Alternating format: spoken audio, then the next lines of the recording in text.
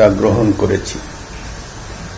প্রধানমন্ত্রীর পদত্যাগ ও বৈষম্য বিরোধী ছাত্র আন্দোলনে সৃষ্ট পরিস্থিতিতে আজ বঙ্গভবনে 3 বাহিনীর প্রধান এবং বিভিন্ন রাজনৈতিক দলের নেতৃবৃন্দ, সুশীল সমাজের প্রতিনিধি ও বৈষম্য বিরোধী ছাত্র আন্দোলনের কয়েকজন সমন্বয়কদের সাথে আলোচনা হয়।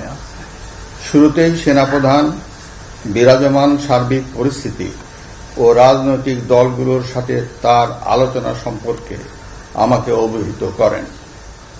রাজনৈতিক নেতৃবৃন্দ এ সময় তাদের বক্তব্য তুলে ধরেন। সভায় বৈষম্য বিরোধী ছাত্র আন্দোলনের নিহত শহীদদের স্মরণে শোক প্রস্তাব গৃহীত হয়। এছাড়া জরুরি ভিত্তিতে একটি অন্তর্বর্তীকালীন সরকার গঠনের সিদ্ধান্ত নেওয়া হয়। সকল দল ও অংশীজনদের সাথে আলোচনা করে গঠিত অন্তর্বর্তীকালীন সরকার যত দ্রুত সম্ভব নির্বাচনের ব্যবস্থা করবে।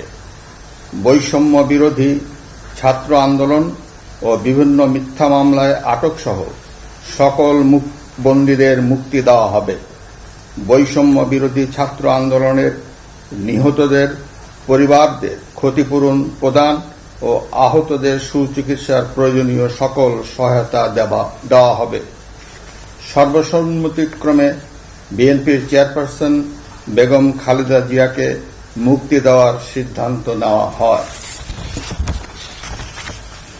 প্রিয় দেশবাসী, আমি দেশের আইন শৃঙ্খলা পরিস্থিতি স্বাভাবিক করতে এবং লুপ্তরাজ ও ধ্বংসাত্মক কর্মকাণ্ড বন্ধ করতে রাজনৈতিক দলগুলোর প্রতি আহ্বান জানাচ্ছি।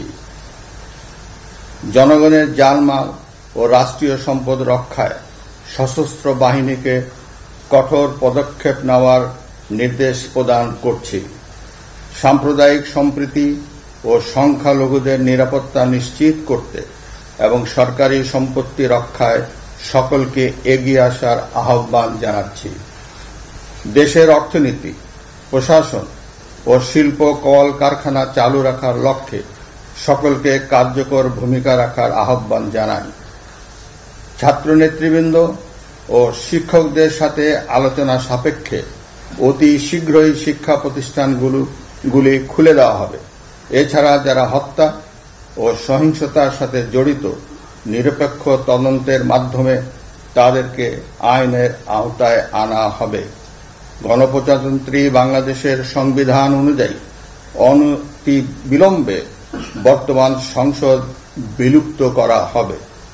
দেশের সকল অফিস আদালত আগামীকাল থেকেই স্বাভাবিকভাবেই চলবে।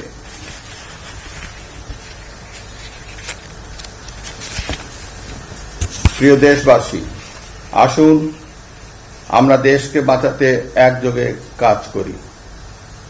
পারস্পরিক হিংসা বিদ্বেষ ভুলে ও প্রতিহিংসার ঊর্ধ্বে উঠে দেশকে এগিয়ে নিতে নিজ নিজ অবস্থান থেকে ভূমিকা রাখার জন্য আমি বিনয়ের সাথে আপনাদের প্রতি অনুরোধ করছি। একটি সুন্দর ও সোনালী ভবিষ্যতের প্রত্যাশায় আমরা এগিয়ে যাব ইনশাআল্লাহ। মহান আল্লাহ আমাদের সহায় হন। খোদা হাফেজ।